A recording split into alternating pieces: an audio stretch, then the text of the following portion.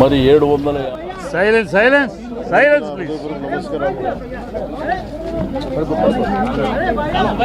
అందరికీ నా హృదయపూర్వక నమస్కారం. గారికి మరణం చాలా బాధ కలిగించింది.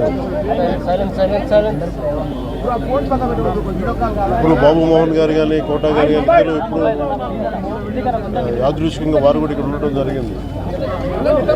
అందరికీ కూడా ఒక కుటుంబ సభ్యుడు, నాకు ఇష్టమైన వ్యక్తి, ఏదైనా అభిప్రాయం చెప్పాలంటే నిర్మోహమాటంగా చెప్పగలిగే వ్యక్తి.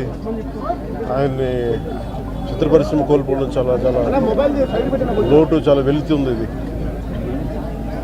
లాస్ట్ మేము అథారిటీ దారేది యాక్ట్ చేసేటప్పుడు కూడా ఆయన నాకు ప్రత్యేకించి ఒకటే చెప్పారు, మీరు ఇబ్బంది పడుతున్నారంటే నేను చనిపోయేవరకు యాక్టింగ్ చేయాలనుకుంటున్నాను.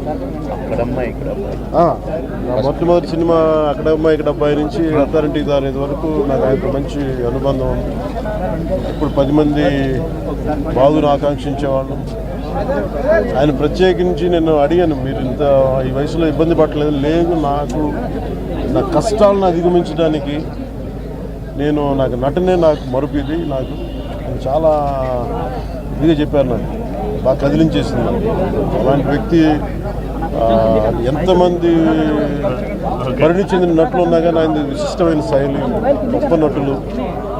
ముఖ్యంగా బాబు మోహన్ గారు, ఆయన కాంబినేషన్ మటుకు మేమందరం విపరీతంగా ఎంజాయ్ చేసేవాళ్ళం. అలాంటి వ్యక్తి ఈరోజు మేము కోల్పోవడం నిజంగా చాలా బాధ కలిగించింది. మనస్ఫూర్తిగా వారి కుటుంబ సభ్యులకి మనస్ఫూర్తిగా నా సానుభూతిని తెలియజేస్తూ వారి ఆత్మకి శాంతి చేకూరాలని మనస్ఫూర్తిగా ఆకాంక్షిస్తూ మనస్ఫూర్తిగా ప్రార్థిస్తున్నాను.